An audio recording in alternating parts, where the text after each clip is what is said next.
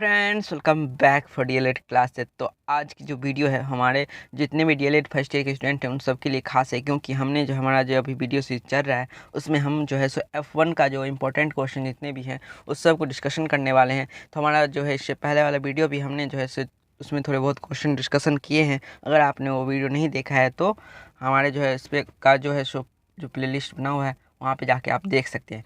ये हमारा दूसरा वीडियो है इंपॉर्टेंट क्वेश्चन का, वो भी पेपर F1 यानी चैप्टर 1 का जो है हमारा जितने भी हैं उसका जो पूरा जो है इम्पोर्टेंट क्वेश्चन के बारे में है, और इम्पोर्टेंट क्वेश्चन के साथ विथ आंसर भी, उसके साथ आंसर भी जो है जो किस प्रकार से आंसर दिए हुए हैं और किस प्रकार से क्वेश्चन आएंगे किस टाइप के। क्योंकि ये वीडियो बनाने का हमारा उद्देश्य यही है जो आपको जो क्वेश्चन से परिचित हो जाएंगे। अगर आप क्वेश्चन से परिचित हैं जो किस प्रकार से क्वेश्चन आ रहे हैं और प्रकार के क्वेश्चन को, जैसे यहाँ पे देखिए जो चार क्वेश्चन, एक ही क्वेश्चन है लेकिन 4 प्रकार से लिखे गए हैं, तो उस 4 प्रकार क्वेश्चन का आंसर क्या है, एक ही है। तो यही आंसर कैसे डील किए गए हैं और कौन से क्वेश्चन किस प्रकार से हैं उसमें हम पढ़ेंगे। तो देखिए क्या है, पहला जो क्वेश्चन हमारा, बच्चे के सामाजिकरण में विद्यालय की क्या भूमिका है।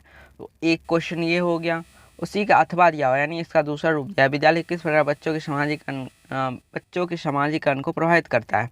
तीसरा है, बालक के सामाजिकरण में विद्यालय की भूमिका का संक्षेप में उल्लेखित कीजिए। उसके बाद लास्ट हमारा, क्या विद्यालय बच्चों के सामाजिकरण की प्रक्रिया में महत्वपूर्ण भूमिका निभाता है। आप देखिए हमें जो है 1 2 3 4 प्रकार के क्वेश्चन दिए गए हैं, लेकिन इसका आंसर क्या है, एक ही आंसर होगा यहाँ पे, लेकिन दिया गया है 4 प्रकार से लिखे गए हैं। बच्चे यहाँ पे भी कंफ्यूज हो जाते हैं जो हमें लिखना क्या है। एग्जाम में आपको डिट्टो यही तो क्वेश्चन नहीं आएगा, लेकिन इस पे अगर थोड़ा वर्ड बदल देता है, लेकिन आपको पता है इसमें क्या किया गया है। इसमें जो है सामाजिकरण विद्यालय के बारे में बात किया गया है, बच्चे में विद्यालय में सामाजिकरण कैसे होता है, कैसे प्रभावित करता है, इस सब के बारे में चर्चा किया गया है। तो इस चर्चा जो हमारा जो यहाँ आगे डील किया गया है उसे हम देखते हैं, पढ़ते हैं क्या सब है। तो देखिए उत्तर जो हमारा इसमें है, बालक के मानसिक विकास में विद्यालय का सर्वाधिक योगदान होता है। क्या है, बालक के सामाजिक विकास में विद्यालय का सर्वाधिक योगदान होता है। परिवार तथा पड़ोस के बाद स्कूल का एक ऐसा स्थान है जहाँ पर बालक का सामाजिकरण होता है। अब बालक सामाजिक विकास का एक विद्यालय का सर्वाधिक योगदान होता है। जो हमारे बच्चे जो हैं उसका जो सामाजिक विकास होता है उसमें विद्यालय क्या है, एक सर्वाधिक योगदान होता है। परिवार तथा पड़ोस के बाद स्कूल का एक ऐसा स्थान है जहां पर बालक का सामाजिकरण होता है। उसके बाद हमारा स्कूल में विभिन्न परिवारों के बालक शिक्षा प्रदान प्राप्त करने आते हैं। बालक इन विभिन्न परिवारों के बालक तथा शिक्षकों के बीच रहते हुए सामाजिक प्रतिक्रिया करता है जिससे उसका सामाजिकरण तीव्र गति से होने लगता है। क्या होता है, बच्चे आते हैं एक दूसरे से मिलते हैं, अपनी प्रतिक्रिया देते हैं, उससे क्या होता है उनमें जो है सो सामाजिकरण की तीव्र गति होने लगता है। उसके बाद स्कूल में रहते हुए बालक को जहाँ एक और विभिन्न विषयों की प्रत्येक शिक्षा द्वारा सामाजिक नियमों, रीति रिवाजों, परंपराओं, मान्यताओं, विश्वासों, आदर्शों एवं मूल्यों का ज्ञान होता है, वहीं दूसरी ओर उसमें स्कूल के विभिन्न सामाजिक योजनाओं के सक्रिय रूप से भाग लेते हुए अप्रत्यक्ष रूप से विभिन्न सामाजिक गुणों का विकास होता रहता है। अब इसमें जो है बहुत सारे ऐसे हिंदी वर्ड दिए हैं जो आपको समझ में नहीं आ रहे होंगे, या बहुत ऐसे हार्ड होते हैं जो नहीं समझ में आते हैं। तो उसको आप जो है सो उसके भावों को, उसके लाइनों को जो है सो आप भाव को समझ के अपने वर्ड में लिखिएगा, क्योंकि वहाँ पे भी लिखा होता है क्वेश्चन में भी, जो विद्यार्थी जो है सो यथासंभव अपने शब्दों में ही उत्तर दें। यानी जो है अपने शब्दों में आपको जो शब्द उस पर सूटेबल लग रहा है, जो आपको आरामदेह लग रहा है, जो उस पर मतलब जो आराम से आसानी से समझ आ रहा है, वो आप वो वर्ड जो यहाँ पे यूज कर सकते हैं। अवसर मिलता है। उसके बाद हमारा देखिए हिस्सा लेने का मौका, उसे सामाजिक विकास की दिशा निर्धारित करते हैं। उसके बाद हमारे टॉमसन के अनुसार विद्यालय बालकों की मानसिक, चारित्रिक, सामुदायिक, राष्ट्रीय तथा अंतर्राष्ट्रीय विकास करता है तथा स्वस्थ रहने का परीक्षण देता है। और टॉमसन के अनुसार विद्यालय क्या करता है सामाजिकरण के लिए, तो विद्यालय बालकों की मानसिक, चारित्रिक, सामुदायिक, राष्ट्रीय तथा अंतर्राष्ट्रीय विकास करता है तथा स्वस्थ रहने की परीक्षण देता है।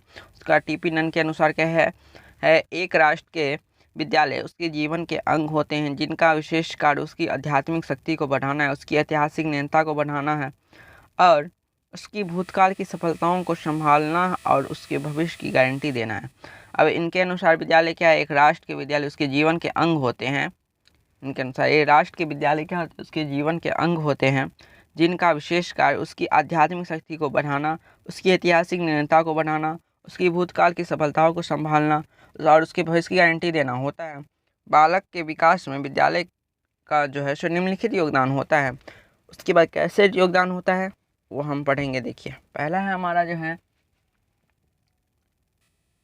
बालकों के जीवन की जटिल परिस्थितियां का सामना करने योग्य बनाता है। अब क्या है, बालकों के जीवन की जटिल परिस्थितियों का सामना करने का योग्य बनाता है। दूसरा हमारा है जो सामाजिक संस्कृति तथा सामाजिक विरासत को संजो कर रखता है और आने वाली पीढ़ियों को हस्तांतरित करता है। तीसरा है हमारा बालकों को घर तथा समाज से जोड़ने का कार्य करता है। चौथा है हमारा व्यक्तित्व का विकास करने में सहायता करता है।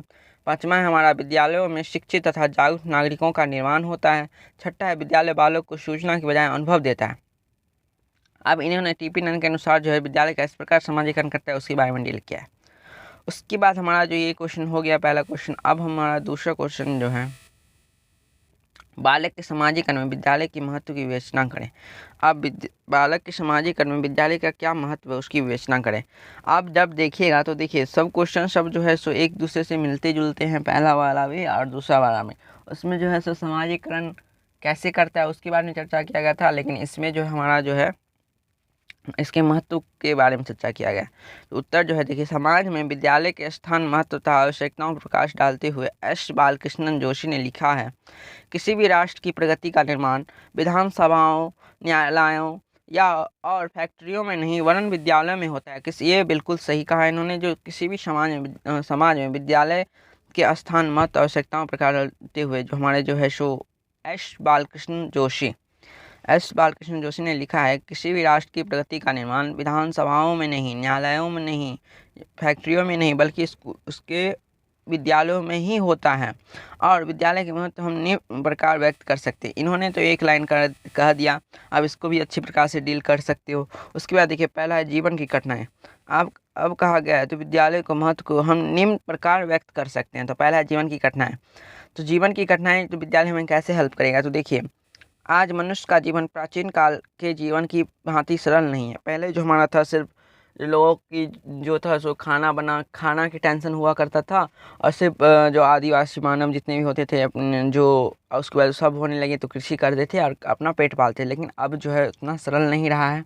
और बहुत सारे आदमी मनुष्यों के जो है काम सब रहते हैं, बहुत प्रेशराइज रहते हैं पहले से।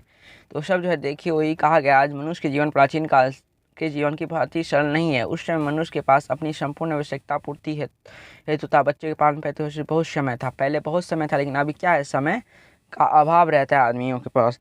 उसके बाद हमारा है परंतु जैसे जैसे देश आधुनिकीकरण की ओर बढ़ता जा रहा है, आज जीवन की जटिलताओं भी बढ़ती जा रही है। माता पिता दोनों ही अपने अपने कार्यों में व्यस्त हो गए हैं, तो उनके पास इतना अधिक समय नहीं होता है कि वो अपने बच्चों की शिक्षा की देखभाल कर सके। अतः उन्हें यह कार्य विद्यालय को सौंप दिया।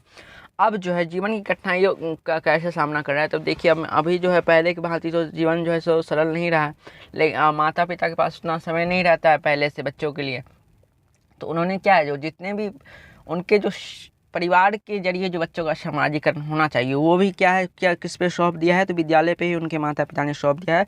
जिनको जो होगा सो विद्यालय में ही होगा, क्योंकि वो उनके पास इतना समय नहीं है जो अपने बच्चों के लिए निकाल सके। उसके बाद देखिए दूसरा हमारा विद्यालय शिक्षा का उत्तम साधन। विद्यालय शिक्षा का उत्तम साधन है। कैसे है वो है हमारा दूसरा पॉइंट है। देखिए विद्यालय शिक्षा का उत्तम साधन है।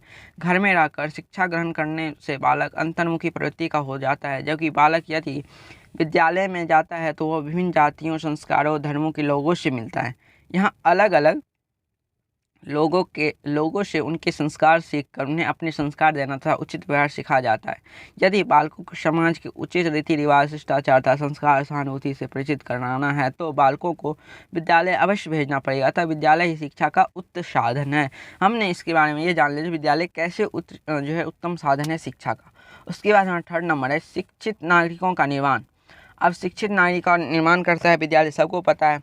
देखिए पढ़ते हैं जनतंत्र में विद्यालय का विशेष महत्व होता है। विद्यालय द्वारा बालकों को नागरिकों के कर्तव्यों तथा अधिकारों का ज्ञान होता है तथा उनमें प्रेम, सहानुभूति, सहनशीलता, सहयोग तथा अनुशासन एवं उत्तरदायित्व आदि अनेक गुण विकसित होते हैं। इन गुणों से सुसज्जित होकर बालक प्रौढ़ व्यक्ति के रूप में उपयोगी नागरिक सिद्ध होता है।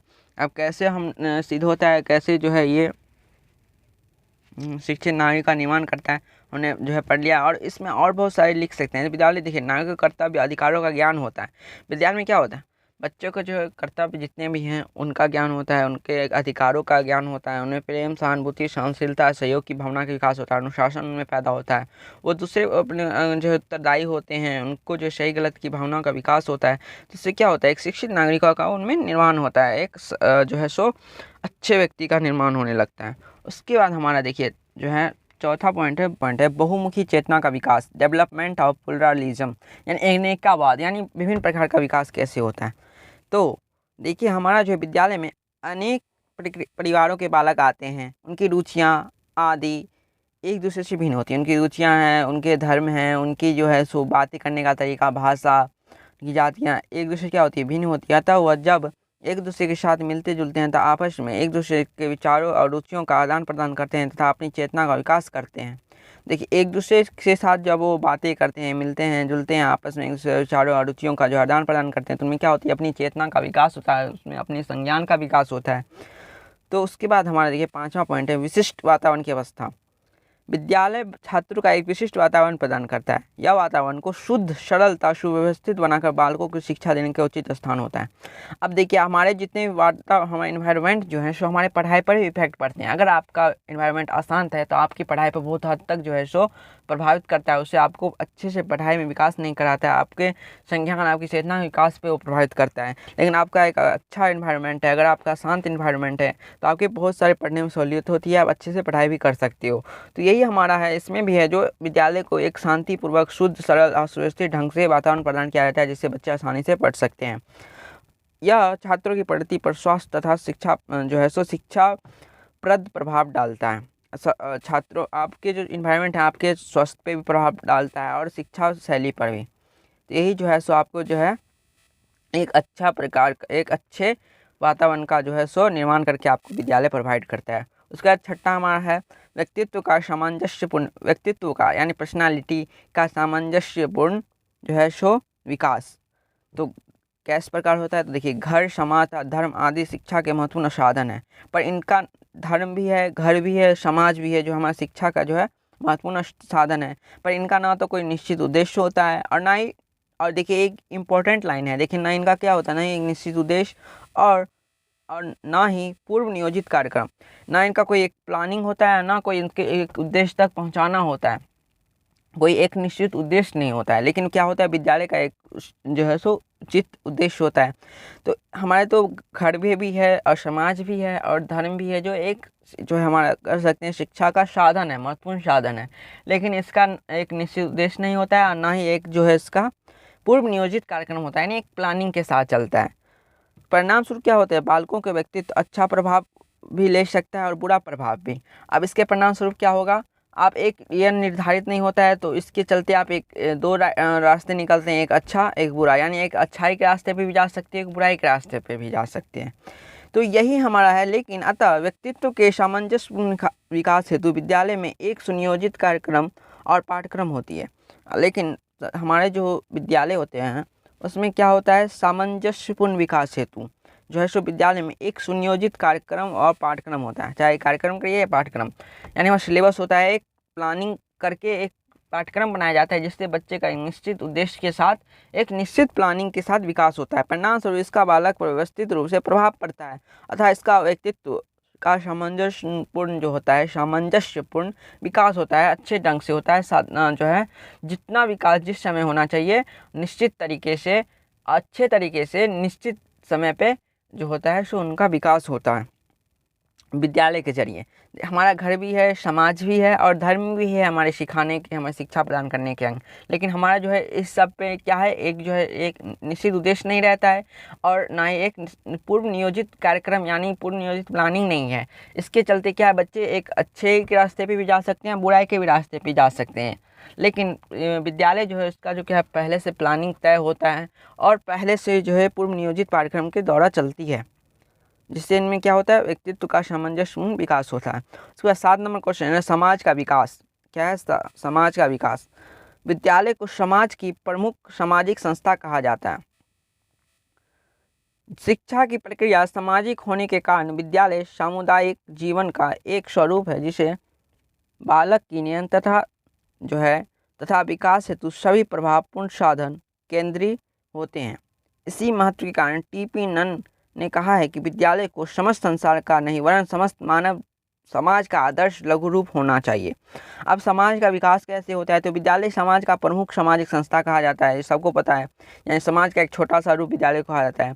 शिक्षा की प्रक्रिया सामाजिक होने के कारण, शिक्षा की जो प्रक्रिया है वो सामाजिक होने के कारण विद्यालय सामुदायिक जीवन का वो स्वरूप है जिसमें बालक की निरंतरता तथा विकास हेतु सभी प्रभावपूर्ण साधन केंद्रीय होते हैं। इसी महत्व कारण टीपी नन ने कहा है, विद्यालय को समस्त संसार का नहीं वरन समस्त मानव जाति का आदर्श का लघु रूप होना चाहिए। क्या होना चाहिए? आदर्श का लघु रूप। उसके बाद हमारा है विभिन्न साधनों का सहयोग। अब 8वां में जो हमारा इसका पॉइंट है, विभिन्न साधनों का उद्देश्य जो है सहयोग। तो विद्यालय एक ऐसा साधन है जिसके द्वारा परिवार, राज्य तथा समुदाय आदि सभी साधनों का उचित सहयोग प्राप्त किया जा सकता है। यही कारण है कि ये सभी साधन विद्यालय पर ही आंख लगाए रहते हैं तथा इसके विकास में यह सशक्त सहयोग प्रदान करने का प्रयास करते हैं।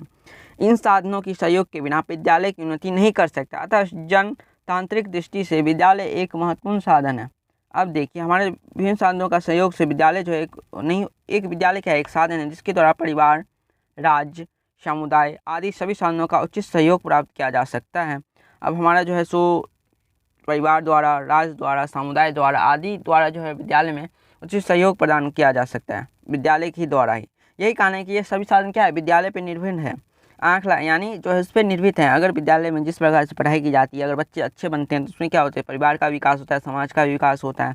उसी के साथ हमारे क्या देश का भी विकास होता है। तो ये सब क्या है, विद्यालय पे ही आंख लगाए रहते हैं, आंख जो है से लगाए रहते हैं, जो किस प्रकार से बच्चे जो है विद्यालय में अच्छे प्रकार से जो है इनका विकास हो, तो इसके विकास या सशक्त सहयोग प्रदान करने का प्रयास करते हैं। इन साधनों की सहायता के बिना विद्यालय उन्नति जो है नहीं कर सकता, अतः जनतांत्रिक दृष्टि से विद्यालय एक महत्वपूर्ण साधन है।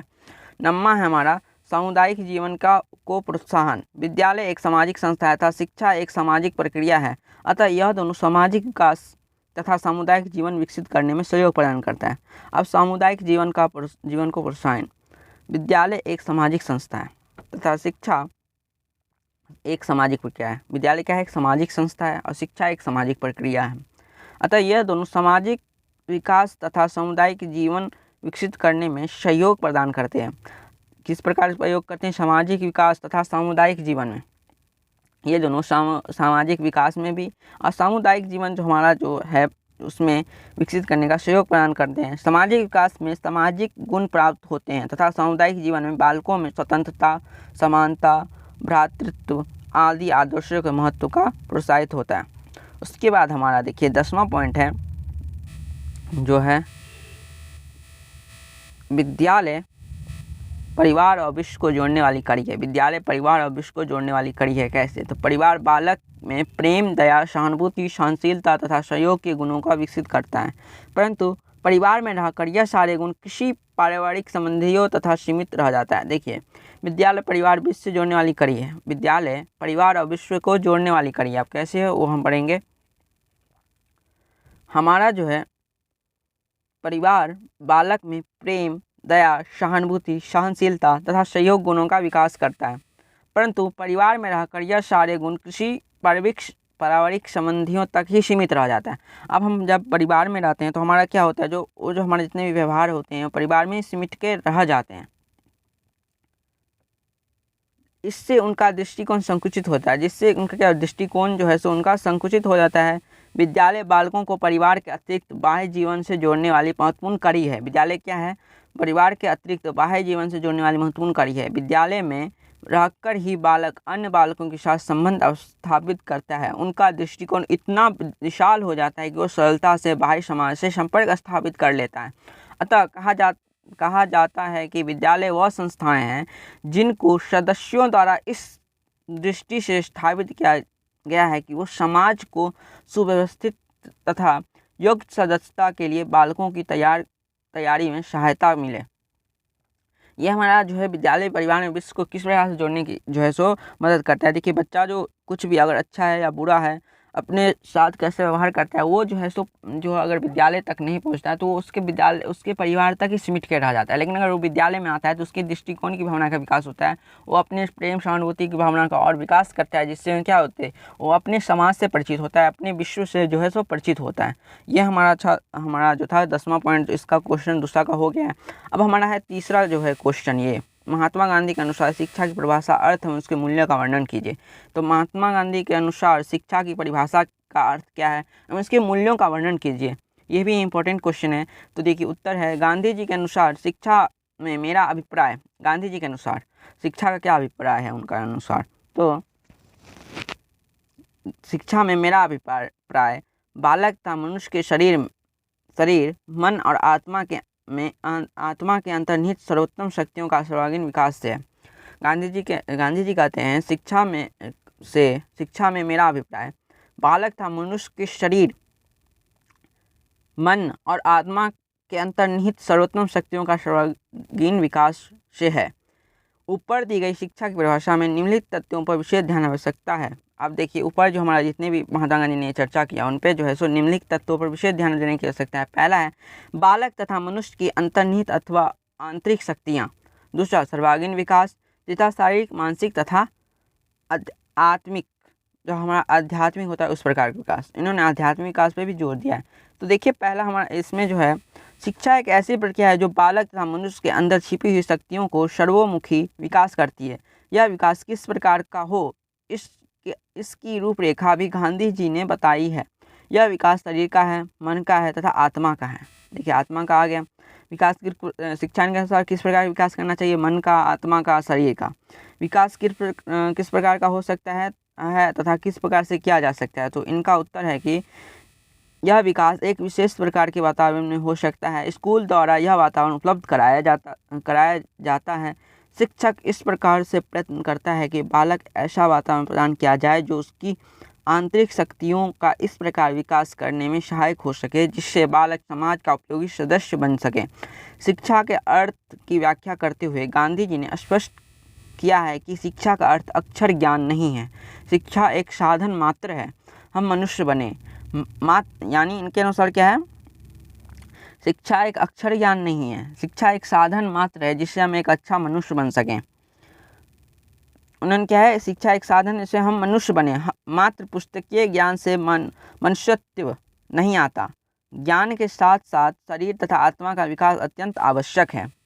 उसके बाद देखिए बालक के सर्वमुखी विकास के लिए गांधी जी ने बुनियादी शिक्षा पद्धति पर बल दिया, क्योंकि यह पद्धति मस्तिष्क, शरीर, आत्मा तीनों का विकास करती है। असाधारण शिक्षा पद्धति केवल मस्तिष्क के विकास पर बल देती है। अब जो हमारा जो है साधारण शिक्षा पद्धति है उसमें किस पे बल देती है, केवल मस्तिष्क के विकास पर। लेकिन गांधी जी ने किस पे किया है, मस्तिष्क, शरीर और आत्मा तीनों पर किया है। इसमें बालक की सभी आंतरिक शक्तियों का सामंजस्यपूर्ण एवं विकास नहीं होता है। शिक्षक का कार्य है कि वह छात्र के भीतर विद्वान प्रतिभा को विकसित करे और उसे प्रकाश लाए। शिक्षा क्या कार्य, उसके में अंदर यानी भीतर विद्वान प्रतिभा को विकसित करना है और उसमें प्रकाश लाना है, उसको विकास कराना है। उसके बाद देखिए उन्होंने लिखा है सर्वांगीण शिक्षा का विकास का इस प्रकार से हो कि बालक में विद्वान शक्तियों का ऐसा मोड़ दिया जाए कि वह एक आदर्श नागरिक बन सके। आदर्श नागरिक वही होगा जो जीविका उपार्जन भी कर सके। इसके लिए गांधी जी ने दस्तकारी पर बल दिया। सर्वांगीण विकास में संगीत तथा कला का विकास भी आ जाता है। प्रत्येक व्यक्ति में इस प्रकार के गुणों का बीज जन्मजात होता है। बीज हो गए जन्मजात होता है, उसे बाहर निकालने का अवसर मिलने चाहिए। सर्वांगीण विकास में संगीत तथा कला का विकास भी आ जाता है। प्रत्येक व्यक्ति में इस प्रकार का गुणों का जो बीज होता है उसे जन्मजात होता है, इसे बाहर निकालने का अवसर मिलना चाहिए। उसके बाद है शुद्ध आचरण तथा नैतिक शिक्षा आदि सर्वांगीण शिक्षा के अभिन्न अंग है। शुद्ध आचरण और नैतिक शिक्षा। उसके बाद हमारा है गांधी जी का मत है कि बुद्धि की सच्ची शिक्षा हाथ, पैर, आँख, कान, नाक आदि शरीर के अंगों के ठीक अभ्यास और शिक्षण से हो सकती है। दूसरे शब्द में इंद्रियों और बुद्धिपूर्वक उपयोग से बालक की बुद्धि का विकास का उत्तम और लघुत्तम मार्ग मिलता है। परंतु जब तक मस्तिष्क और शरीर का विकास साथ न हो और उसी प्रमाण में आत्मा की जागृति न होती रहे, तब तक केवल बुद्धि इसके एकांकी विकास से कुछ विशेष लाभ नहीं होगा। अतः शरीर, मन और आत्मा की विविध शक्तियों के विकास में उचित तालमेल और एकरसता लाने की अत्यंत आवश्यकता है। गांधी जी के विचारों के संदर्भ में कुछ महान शिक्षाविदों की चर्चा करना उपयुक्त प्रतीत होता है। पेस्टोलॉजी ने लिखा है, शिक्षा मनुष्य की आंतरिक शक्तियों का प्राकृतिक, समन्वित एवं प्रगतिशील विकास है। रूसो का विचार है क्या है, शिक्षा अभ्यंतर की छिपी हुई शक्तियों का विकास है। उसके बाद फ्रोवेल के विचार में शिक्षा एक प्रक्रिया है जिसका कार्य बालक की अंतर्निहित शक्तियों को बाहर लाना है। यदि ऊपर दी गई शिक्षा की परिभाषाओं को गांधी जी के द्वारा दी गई परिभाषा तुलना की जाए तो यह ज्ञात हो जाता है गांधी जी की परिभाषा शिक्षा के अर्थ में विस्तृत रूप से स्पष्ट करती है। यह परिभाषा सर्वांगीण तथा सर्वोत्तम शब्दों से उचित बल देती है। इन सब के अनुसार क्या है, गांधी जी इन दोनों जिन्होंने इन तीनों के बारे में हम जो है पढ़ा है उससे ज़्यादा स्पष्ट गांधी जी इनके बारे में जो है शिक्षा के बारे में बताया है। तो हमारा जो आज का जो है मैंने इतना ही क्वेश्चन रहने देता हूँ क्योंकि वीडियो बहुत लंबी हो जाती है। तो नेक्स्ट क्वेश्चन की जो बात करेंगे हम अगले वीडियो में करेंगे। तो अगर वीडियो अच्छा लगा हो तो लाइक करिएगा, इस वीडियो को जो है शेयर करिएगा अपने दोस्तों के साथ। बाय, स्टे ट्यून्ड, फिर मिलेंगे नेक्स्ट वीडियो में।